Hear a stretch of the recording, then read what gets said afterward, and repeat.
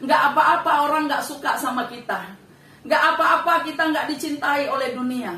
Nggak menjadi apa-apa kalau kita ditolak. Nggak apa-apa kalau kita ini sebenarnya tidak diinginkan. Tetapi menjadi apa-apa apabila Allah bersama dengan kita. Katakan amin, ibu-ibu. Ketika Allah yang melihat Lea tidak dicintai, di sini sesuatu yang sangat besar terjadi. Saya sangat bergairah ketika melihat dan memperhatikan Alkitab dengan gamblang menuliskan Lea itu nggak cantik parasnya. Bagi dunia, standar kecantikan mungkin adalah wajah yang menarik, penampilan kita yang menarik. Bagi dunia mungkin kita punya harta yang banyak, itu menarik. Bagi dunia jabatan, pangkat itu menarik. Tetapi bagi Allah ternyata tidak. Allah tidak pernah melihat rupa, tapi dia melihat kedalaman hati seseorang. Karena Lea tertolak di ayat ke-31. Dikatakan ketika Tuhan melihat Lea tidak dicintai, memang Lea tertolak. Tetapi Allah ada bersama-sama dengan Lea. Dan Lea selalu ada di sisi Tuhan. Namun meskipun Lea tidak menyadari hal ini, tetapi Tuhan itu selalu ada di sisinya. Bapak ibu saudara, Daud berkata begini, Allah ada di sorga, tetapi juga ada di hati orang-orang yang hancur. Kalau ada di antara kita hari ini merasa hancur hati, gagal, merasa tidak ada apa-apanya, mari kita ingat perkataan Daud, bahwa Allah memang ada di sorga, tapi Allah berdiam di hati orang-orang yang hancur. Ketika dilihat Tuhan bahwa Yakub tidak adil, ketika dilihat Tuhan bahwa Yakub tidak mencintai Lea, maka Tuhan membuka kandungan Lea. Ini sesuatu yang ajaib sekali. Saya melihat bagaimana Tuhan bertindak dengan adil. Sebagaimana tahun ini dikatakan adalah tahun keadilan. Tahun di mana apapun yang kita kerjakan, baik itu negatif maupun positif, baik itu buruk maupun baik, itu akan kita terima sedemikian. Kenapa? Karena Allah yang adil itu matanya sedang tertuju kepada kita semua. Dan sebagaimana Allah melihat Lea, Allah melihat kita. Tadi waktu saya bilang, Tuhan hujannya deras sekali, atap saya, atap seng, kedengeran begitu. Dan biasanya di Pulau Nias kalau sudah hujan itu mati lampu. Kalau mati lampu, wifi saya pasti mati. Tapi ketika saya berdoa, saya bilang kepada Tuhan, Tuhan ini adalah waktunya kami mau bersama-sama dengan ibu-ibu yang Kau kasihi. Biarkanlah hujan berhenti. 5 menit setelah saya berdoa, saudara, hujan berhenti. Dan saat ini saya merasakan hadirat Allah mengalir. Meskipun kita tadi ada sedikit gangguan, tapi kita tetap percaya bahwa orang-orang yang beriman itu tetap menjadi perhatian yang sangat penting bagi Tuhan. Ibu-ibu yang terkasih, ketika kandungan Lea dibuka, maka Lea melihat sesuatu tanda. Lea mulai bereaksi dengan kedagingannya. Ketika anak pertamanya lahir, diberinya nama Ruben, yang artinya Tuhan memperhatikan. Lea mulai bangkit secara kedagingan. Dia bilang begini, kali ini karena aku melahirkan anak dan Tuhan memperhatikan aku, Tuhan melihat aku percaya bahwa suamiku akan peduli kepadaku. Perhatikan, orang-orang yang tertolak itu biasanya selfish. Orang-orang yang tertolak itu biasanya luka batin. Dan orang-orang yang tertolak itu biasanya akan melakukan apa saja untuk meraih impiannya. Dia nggak mau tahu Tuhan berkenan atau tidak. Tetapi ketika kandungannya dibuka dan Lea melahirkan seorang anak yang bernama Ruben, yang artinya Tuhan memperhatikan. Yang dalam bahasa Inggrisnya dijelaskan begini, God sees my suffering. Tuhan memperhatikan sengsaraku. Lea sadar bahwa kelahiran Ruben karena Tuhan memperhatikan kesengsaraannya. Tetapi Lea tidak sadar bahwa apa yang dia terima ini berasal dari Tuhan, sehingga dia memakai dengan cara-cara kedagingan, yaitu flesh. Kedagingannya bergerak. Dia ngomong begini, kali ini Yakub pasti cinta kepadaku. Ibu-ibu yang terkasih, ketika kita tertolak, ketika anak kita tertolak, ketika kehidupan kita sepertinya kurang dihargai, kita selalu dengan berbagai cara akan menarik perhatian orang lain kepada kita. Ini adalah sifat egosentris yang sebenarnya sadar atau tidak sadar kita semua hampir punya, sebelum kita bertobat maupun setelah kita bertobat. Dan sampai hari ini Tuhan masih terus bekerja bersama-sama untuk kita, supaya kita semakin hari semakin menjadi baik.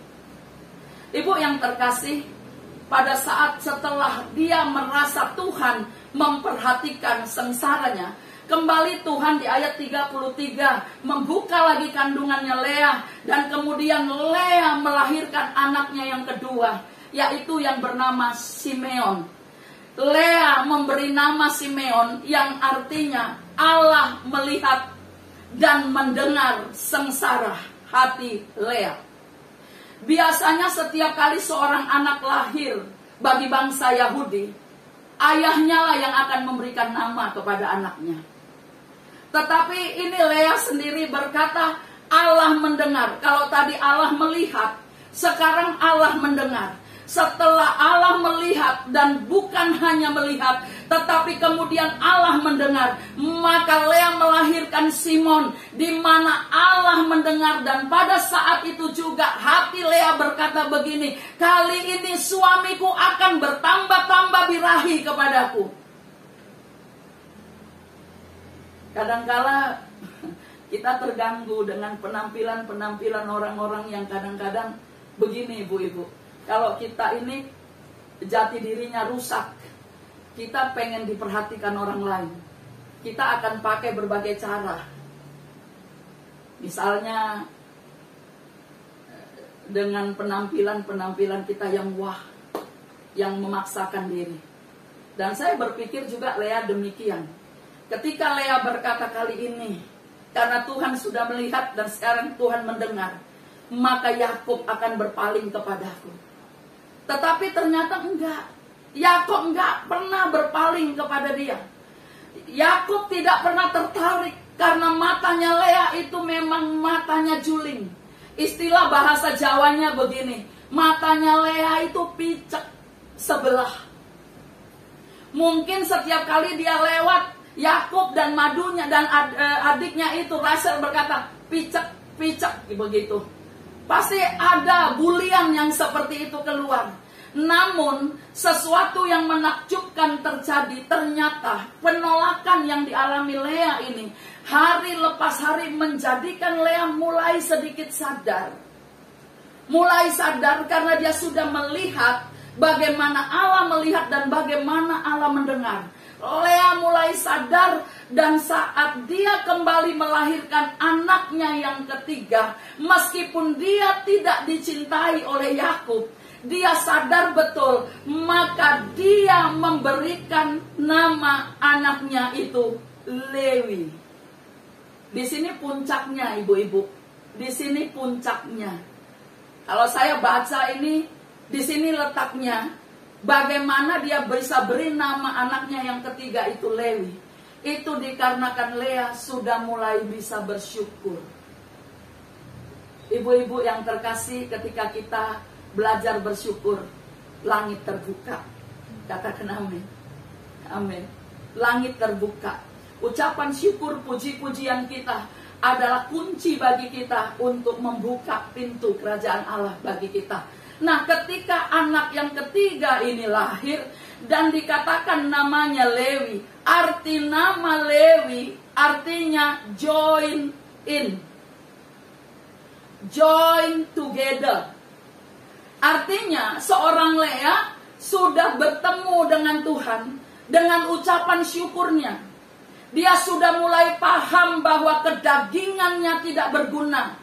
Cara-cara yang dia pakai untuk menyenangkan manusia nggak ada gunanya. Memang betul kita nggak perlu menyenangkan hati siapapun. Kita cukup senangkan hati Tuhan saja. Ketika dia mulai join dengan Tuhan, mulai intim dengan Tuhan, mulai ketemu dengan Tuhan, dan mulai terus bersekutu dengan Tuhan, maka ketika anak ini lahir, maka disebut aku sudah bertemu Tuhan, meskipun aku tetap tidak dicintai, meskipun Yakub tetap tidak suka kepadaku, tapi aku sudah menemukan tempatku bersandar. Aku sudah menemukan tempatku untuk memberikan hatiku, yaitu Allah Bapa.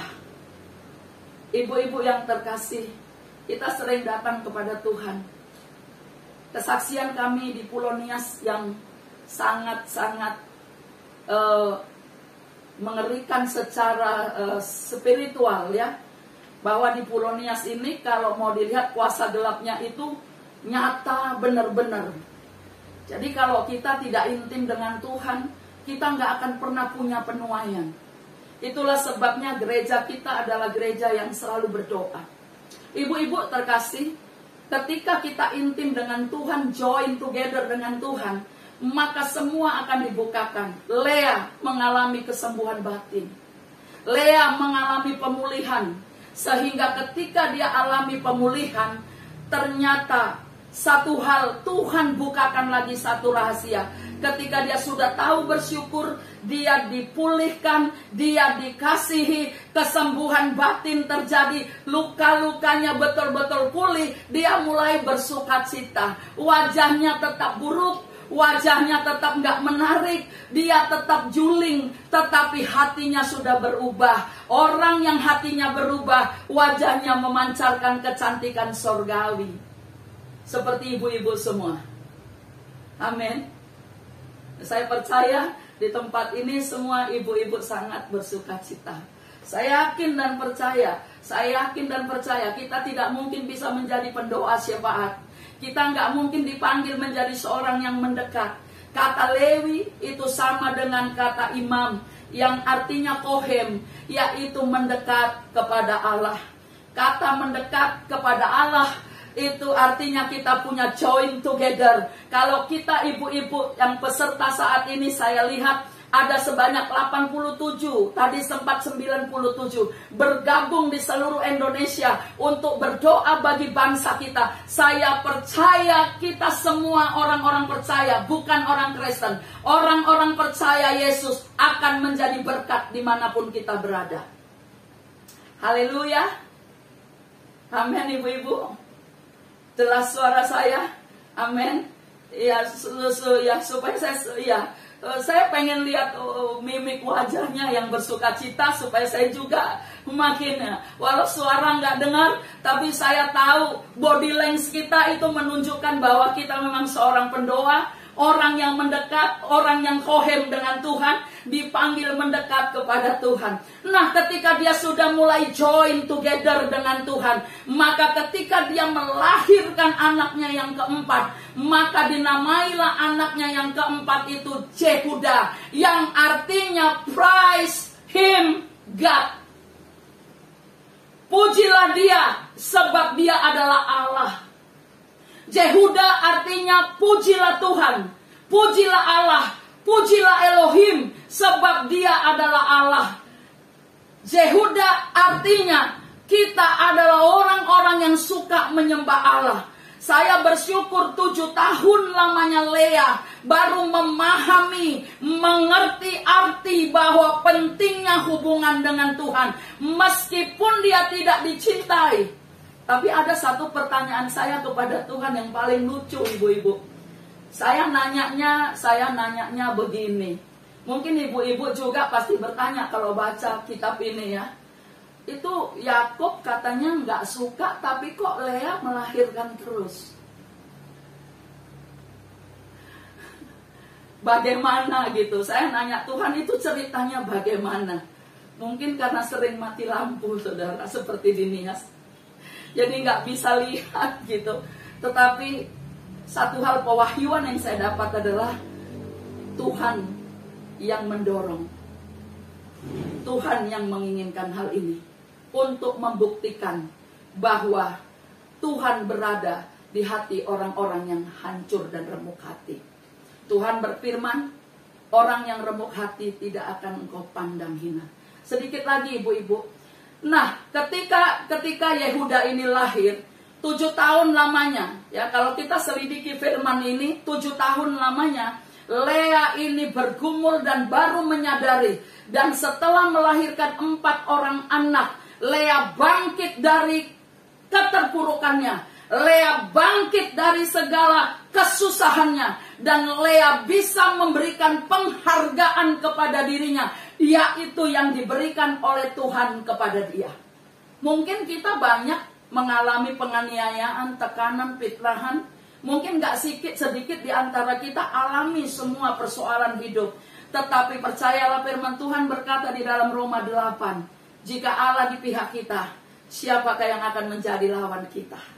Karena Allah di pihaknya Rahel, di pihaknya Lea, maka Lea berkemenangan. Dan Nabi Yesaya berkata, bangkitlah, menjadi teranglah, sebab terang Tuhan telah terbit atasmu, dan kemuliaan Allah telah nyata atasmu. Hari ini ibu-ibu jaringan doa wanita nasional, bangkit jadi terang. Karena kita memang adalah terang yang sesungguhnya, yang Tuhan katakan di dalam Matius pasalnya yang kelima ayatnya yang ke-14 dan 16. Kamu adalah terang dunia. Kota yang terletak di atas gunung tidak mungkin tersembunyi. Demikianlah hendaknya terangmu bercahaya di depan semua orang, supaya mereka melihat perbuatanmu yang baik dan memuliakan Bapamu yang di sorga.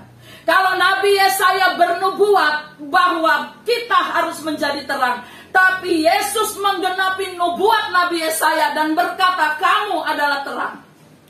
Gereja Tuhan adalah terang. Pendoa adalah terang.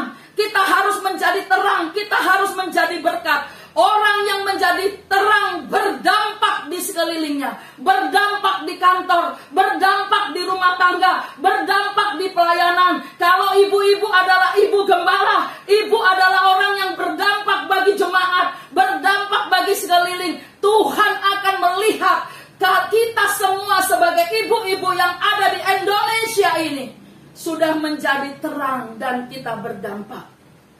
Ibu-ibu yang terkasih, orang yang sudah dipulihkan hatinya, maka dia akan punya prophetic songs, nyanyian nubuatan. Saya percaya Lea berkata begini kepada Tuhan, sekarang aku tahu bahwa Engkau memberikan kemenangan kepada orang-orang yang Kau urapi. Sama seperti perkataan Daud, bahwa Engkau memberikan kemenangan kepada orang-orang yang Engkau urapi. Kadangkala kita nggak sadar, Tuhan selalu bersama-sama dengan kita. Kadangkala kita mungkin nggak sadar, Tuhan itu ada di sisi kita. Tuhan selalu berada bersama kita. Dan Tuhan selalu ada ketika kita membutuhkan. Mungkin kita persis seperti Lea pada dasarnya. Pada awalnya kita nggak sadar bahwa semua rencana Allah pasti digenapi dalam kehidupan kita orang percaya. Ibu-ibu yang terkasih, saya percaya bahwa kehadiran kita dimanapun berada, kita bisa menjadi terang dan alat di dalam tangannya. Amin, ibu-ibu. Dimanapun, kapanpun Tuhan mau, mari kita dipakai oleh Tuhan dan kita semua berdampak. Nah, orang yang sudah pulih hatinya, yang pertama, dia bersuka cita. Firman Tuhan berkata dalam Mazmur 37, dan bergembiralah karena Tuhan, maka dia akan memberikan apa yang diinginkan hatimu. Orang yang sudah ketemu sama Tuhan, hatinya bergembira dan wajahnya memancarkan kemuliaan Allah.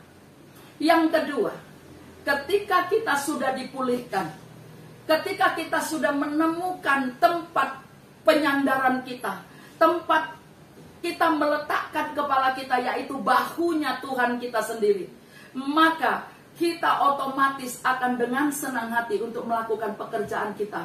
Apa yang Tuhan perintahkan kepada kita, maka itu akan kita lakukan.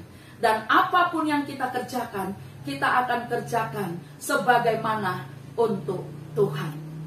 Kalau Tuhan mengubah ratapannya Lea menjadi tari-tarian, hari ini saya percaya Tuhan mengubah ratapan kita semua menjadi tari-tarian.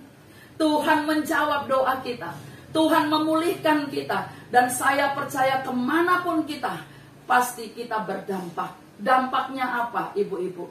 Apa yang kita doakan, Tuhan jawab. Orang sakit disembuhkan. Orang buta dicelikkan. 2 minggu lalu pengalaman kami, ada jemaat, dia seorang guru, dia mencelikkan mata orang buta di satu desa, namanya Desa Alasa. Dia hanya seorang jemaat, tetapi karena firman itu dia nikmati dan dia hidupi, maka ketika dia melihat orang sakit itu, dia menumpangkan tangan dan mengolesinya dengan minyak dan berdoa serta meminta dia orang itu bertobat. Kesaksiannya luar biasa. Dia seorang jemaat dan suaminya memang orang yang suka berdoa. Dan kami mendengar bagaimana kesaksiannya itu terjadi. Orang buta itu celik matanya. Di dekat dia mengajar. Itu jauhnya kira-kira 22 km dari kota saya. Ibu-ibu jemaat kami jauh-jauh memang. Kemudian ketika teman sekolahnya sakit bisulan, nggak pecah-pecah, makin besar, mendenyut. Kemudian datang kepada dia. Dan dia bersaksi berkata begini, Ibu Gembala, waktu dia datang kepada saya gemetar. Tetapi saya ingat Tuhan Yesus berkata di Markus pasalnya yang ke-16. Kalau kamu percaya tanda-tanda ini akan ada padamu, yaitu kamu injak ular dan kalajengking, dan kamu berdoa bagi orang sakit sembuh. Maka ketika saya oles minyak urapan, saat itu juga bisulnya pecah, dan besoknya dia nggak jadi dirawat dan dioperasi. Dampak seorang pendoa itu besar. Bukankah Ibrani berkata, Ibrani pasalnya yang ke-5 berkata, dampak orang benar, doanya penuh kuasa. Ibu-ibu yang terkasih, hari ini marilah kita semua bangkit dan jadi pemenang dan berdampak. Tinggalkan semua apa yang bisa menghalangi kita. Tinggalkan rasa sakit, tinggalkan rasa luka, mulai berlari kepada Tuhan, fokus diri kepada Tuhan. Return to the first love. Return to the first love, kata Tuhan, yaitu kepada Allah yang tadinya memanggil kita ketika kita masih berdosa. Raden Ajeng Kartini berkata, sehabis gelap terbitlah terang. Firman Tuhan berkata, tidak selama-lamanya, tidak untuk selama-lamanya orang benar itu teraniaya. Sebab setelah kegelapan akan muncul terang yang benderang. Yesus adalah terang itu. Dan kita sudah melihat Yesus, kita percaya Yesus, Yesus sudah bangkit dari kematian. Dan saya percaya hari ini dengan kebangkitan Yesus yang kita percayai, kita semua menjadi wanita yang berdampak dimanapun kita berada. Tuhan Yesus memberkati.